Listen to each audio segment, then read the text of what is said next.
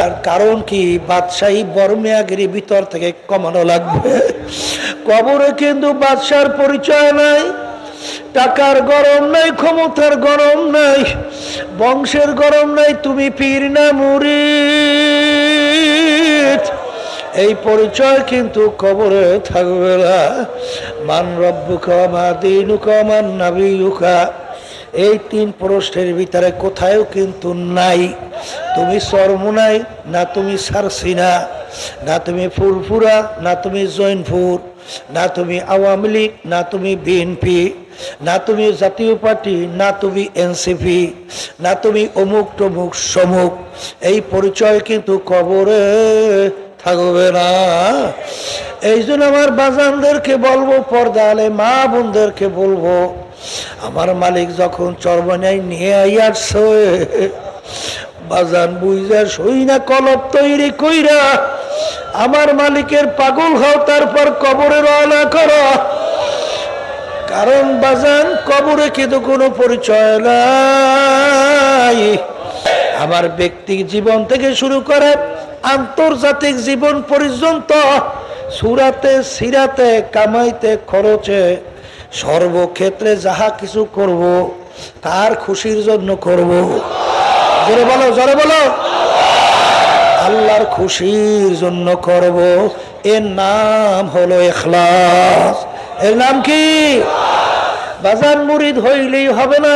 আমরা বারবার স্মরণ করায় দেওয়ার জন্য বলছি, ওই পীর সাহেব হুজুর কাছে মুরিদ হইছে, কিন্তু এক বোকা সাধারণ মুরিদকে হুজুর বড় ভালোবাসত।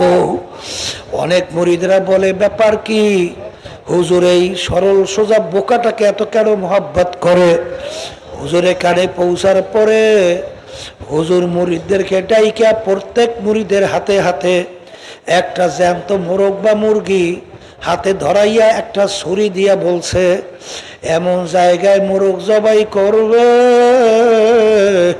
কেউ যেন না দেখে, এমন জায়গায় যে মোরগ জবাই করিয়া নিয়ে আসবে। মুরিদেরা হুকুম পালন করার জন্য যার যত গোপন জায়গা জানা আছে সেই গোপন জায়গায় যাইয়া এরপরে ছুরি দিয়া মুরগি জবাই করলো, কেউ দেখে নাই।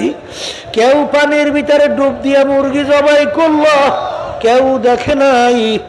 গভীর জঙ্গলে অন্ধকারে মুরগি জবাই করলো, কেউ দেখে নাই। কেউ গর্তের ভিতরে পাহাড়ে ঢুকলো, মুরগি জবাই করলো, কেউ দেখে নাই।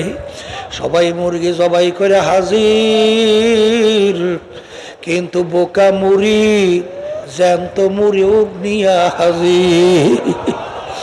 অন্য অন্য মুড়িদেরা বলে, দেখো হুজুর এই বোকাটাকে এত কেন মোহাব্বত করে? এত বড় বোকা হুজুরের কথাই মানতে পারে নাই, ওকে হুজুর এত কেন মোহাব্বত করে? হুজুর একটা ধমক দিয়া বলে, হে বোকা, সবাই আমার কথা মানলো, তুমি আমার কথা কেন মানল না?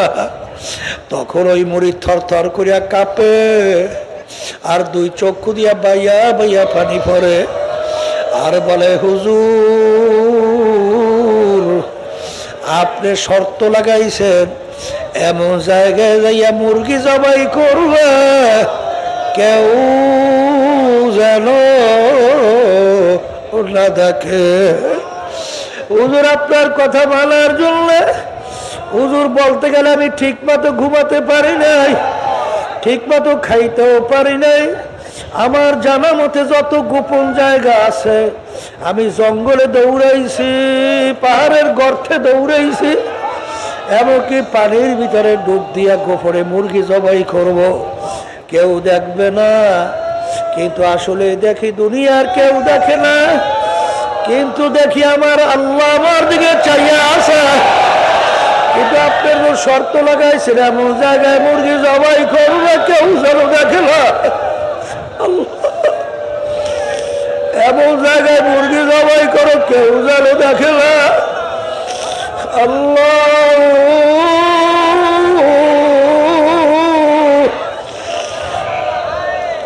হুজুর এই জায়গায় আমি মুরগি জবাই করতে পারি নাই। তখন হুজুর বলতেছে, বাজান এই আমার মুরিদেরা এখন কি বুঝতে পারছো আমি এই বোকাটাকে এত কেন মোহাব্বত করি? এ আল্লাহর বান্দারা, পর্দা আলে মা বোনেরা,